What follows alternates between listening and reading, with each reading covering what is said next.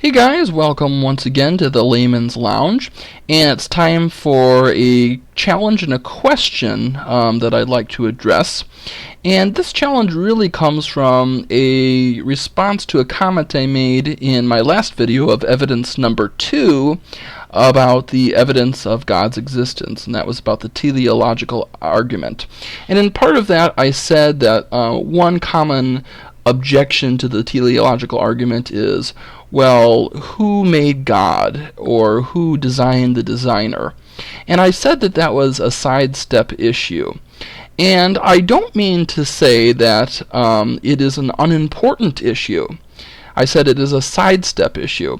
It is a very important issue. The reason why I said it was a sidestep issue is because it goes on to another question. And it also ignores the fact that the universe does appear to have complexity and does suggest a designer. Now, whether there is a designer of the designer is another question, but you can't deny the fact that the universe does appear to have been designed and that somebody stacked the deck even though there are all these odds that life could not exist, and yet it does. So I wanted to clarify that. I do believe it is a sidestep issue, but I don't believe it is an unimportant issue. So let's tackle it then. Was there a designer of the designer? Or, in a more simplistic terms, who made God? The challenger of this also said, if you accept a God can exist without a designer, then you have absolutely no reason to assume the universe cannot. Now let's think about that for a second. Is that true? If I accepted that God can exist without a designer, then do I have no reason to assume the universe cannot? Well, actually, I can assume that the universe can have a designer, just based on the evidence that we have. You can make conclusions based on evidence and what we see in the world. And as I mentioned in the first video that I had, evidence number 1 that God exists, I mentioned that scientists, and these scientists are not all Christian, they're not all God-believing, but scientists have come to the conclusion now that the universe did have a beginning from the Big Bang argument.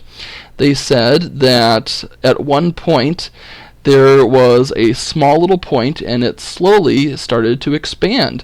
And you can actually see through just looking into a telescope that the universe does look like it is expanding and that it is winding down, which presupposes that it had a beginning, it had a startup. So I'm not just spouting off, oh, the universe had to have a beginning. Evidence does seem to indicate that it did. So then the question is, does that mean that God had a beginning? Well, as I also stated in the cosmological argument, the argument goes that everything that has a beginning has a cause.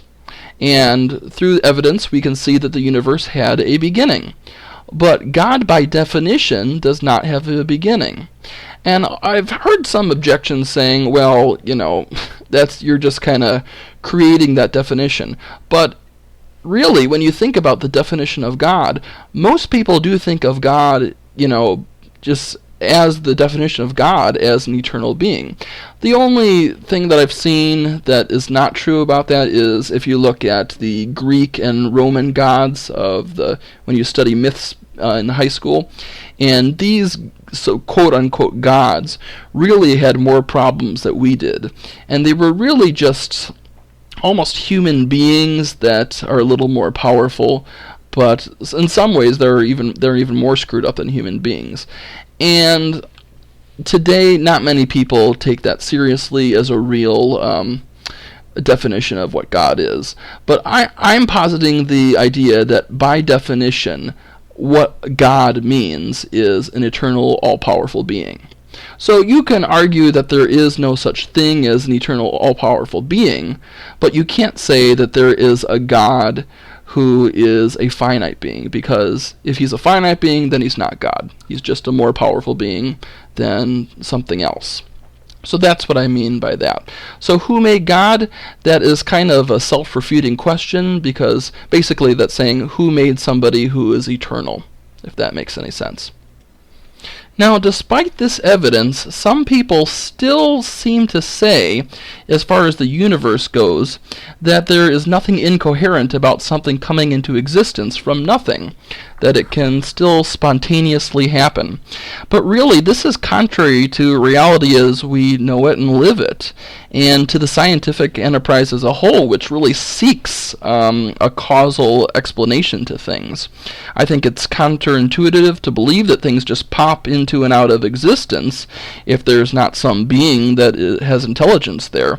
And those who hold to such a position really need to face the fact that something that does not even exist has no power to do anything. So how can something pop into existence if it doesn't have any intelligence and really isn't there in the first place? If something isn't there in the first place, it can't just happen. If you get my drift with that. Okay? So in summary with this, the question of who made God, this is really based on a misunderstanding. The principle of causality doesn't affirm that everything has a cause. It only says that everything that has a beginning, which is finite, needs a cause. So for example, if the universe had no beginning, then it does not need a cause of its beginning. But we seem to have evidence that the universe does have a beginning. So likewise, if God had no beginning, then neither does he need a cause. So only what has a beginning needs a cause. A few people argue that the universe had no beginning, but ultimately the universe needs a cause. Ultimately, the universe needs a cause that does not have a beginning, since the universe cannot spring into being out of nothing. So that's the answer to that challenge. Comment below and please subscribe.